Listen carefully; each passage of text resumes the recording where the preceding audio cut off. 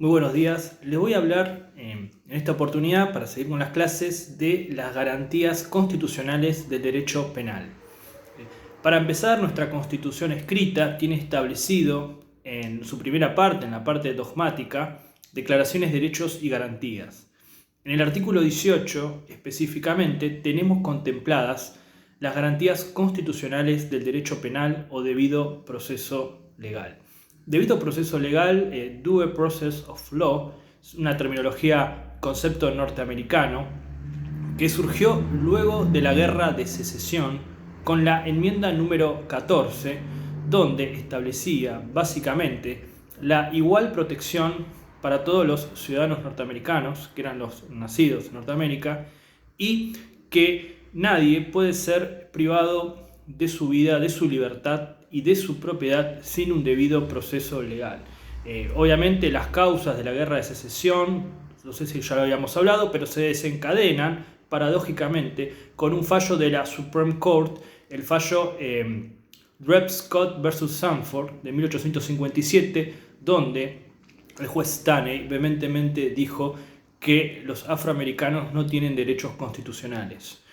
Luego de desatada y finalizada la Guerra de Secesión, tenemos esta enmienda 14. ¿Por qué hablo también de esta enmienda? Porque esta enmienda obliga a todos los estados a este debido proceso. Podemos trasladarlo a Argentina desde un punto de vista del debido proceso y con contenido federal. ¿Por qué? Porque todas las provincias que deben administrar justicia deben respetar los derechos y garantías de todos los habitantes que viven en el suelo, que habitan en el suelo argentino. Por lo tanto, todas las administraciones de justicia tienen que ceñirse a este debido proceso legal. Pero vayamos al artículo 18. Primer punto. Antes de hablar de los principios que establecen, tenemos que hablar de un principio fundamental, que es el principio de justiciabilidad, podemos decir, o de acceso a la justicia. En este principio tenemos que establecer que todos los habitantes tienen derecho a recurrir a un juez en procura de justicia. Por lo tanto, como correlato, el Estado lo que debe garantizar son la provisión de sus tribunales, el reparto de competencias de esos tribunales y las reglas de procedimiento por el cual el justiciable puede acceder a esos jueces. La Comisión Interamericana de Derechos Humanos ha dicho, como un mandato de certidumbre, de que las reglas establecidas de justiciabilidad y de acceso a la justicia deben ser claras y transparentes para todos. Los estados partes deben ceñirse. Si no, obviamente hay responsabilidad internacional del estado parte. Vayamos al artículo 18 de la Constitución muy rápidamente. Juicio previo. Ningún habitante de la nación puede ser penado sin juicio previo fundado en ley anterior al hecho del proceso. Este juicio previo lo que nos está determinando es el principio de inocencia como una implicancia. ¿Por qué? Porque hasta que no transcurra ese juicio previo, todos somos inocentes hasta que se demuestre lo contrario. Y la carga de la prueba de desvirtuar esta presunción de inocencia la tiene el Estado por medio del Ministerio Público Fiscal. Él tiene que desvirtuar este mandato de inocencia. Entonces tenemos juicio previo y fundado en un juicio. Este juicio no puede prolongarse de manera excesiva. Hay una garantía a un plazo razonable. El plazo razonable que lo encontramos en el Pacto Internacional de Derechos Civiles y Políticos, si mal no recuerdo, en el artículo 15, donde establece este plazo razonable. Cuando se excede este plazo razonable, no los podemos tener en una medida de tiempo exacta, pero tenemos que tener ciertos criterios. Por ejemplo, tenemos que evaluar la complejidad de la causa, las actividades desarrolladas por el Estado, si han demorado o no, y la propia actividad del justiciable. De esta manera, todo justiciable tiene derecho a una finalización de su juicio en un plazo razonable. Vamos a hablar ahora del principio de legalidad en materia penal. Artículo 18. Ningún habitante de la nación será penado sin juicio previo fundado en ley. Ya el ímpetu garantista de nuestra Constitución nos está diciendo que las prohibiciones penales tienen que emanar por una ley emitida y sancionada por el Congreso Nacional, conforme al artículo 75, inciso 12, ya que corresponde al Congreso el dictado de los códigos de fondo, los códigos penales. Por lo tanto, el Poder Ejecutivo no puede sancionar conductas punibles. En el fallo Mouviel, esto ya se dijo, donde se declararon inconstitucionales los edictos policiales. La ley penal, por lo tanto, tiene que establecer específicamente y claramente la sanción, el tipo penal, conducta, acción típica, antijurídica y culpable, y la pena establecida. Principio de legalidad máxima, podemos decir, por el Congreso Nacional. Como una implicancia del principio de legalidad tenemos la irretroactividad de la ley penal. La ley penal no puede ir para atrás. El justiciable tiene que ser juzgado por la ley vigente al momento de cometerse el delito, de cometerse el acto. Por lo tanto, las leyes solo van para adelante en el derecho penal. Tempus regit actum, dice en latín. Sin embargo, la ley puede ser retroactiva, la ley penal, siempre y cuando sea más benigna. Más benigna significa más leve, más favorable para el imputado. De esa manera sí puede retrotraerse.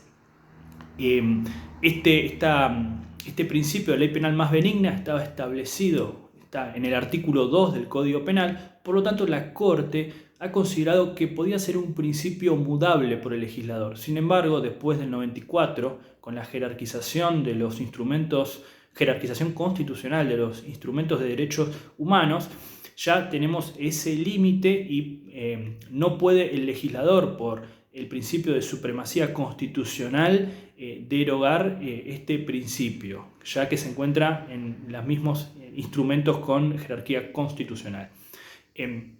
Luego de esto, del principio de legalidad, tenemos que establecer el principio de defensa. El principio de defensa dice nuestra Constitución que la defensa es inviolable, la defensa en juicio de la persona y de los derechos.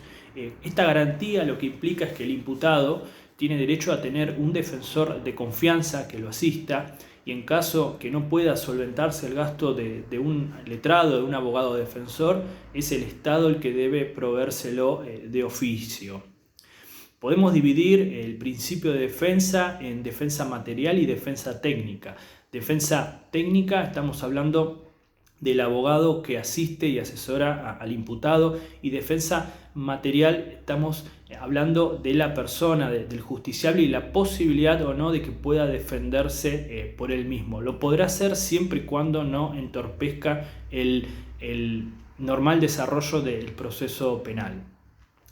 Todos estos principio de defensa lo estableció la Corte Suprema en el fallo Cano y en muchos otros precedentes donde consideró que se había vulnerado el principio de defensa.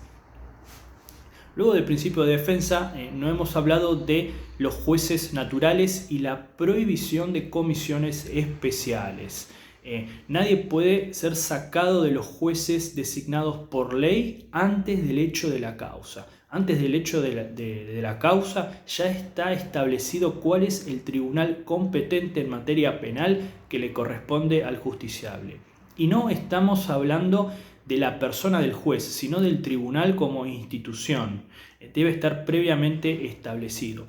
Por lo tanto, cualquier sustracción del caso a una comisión especial está nulificada, está prohibida por la Constitución.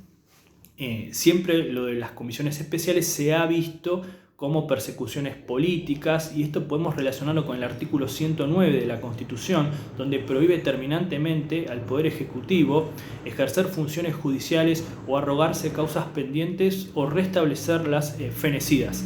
En el fallo Videla, donde el represor consideró inconstitucional la sustracción del fuero militar a la Cámara Criminal, la Corte rechazó ese pedido y consideró de que la garantía del juez natural se estaba resguardando, y como excepción general a este principio de juez natural permite las leyes de competencia, de adecuación de los tribunales, pero siempre tienen que ser leyes generales de competencia donde no se pueda sustraer un único caso del juez correspondiente.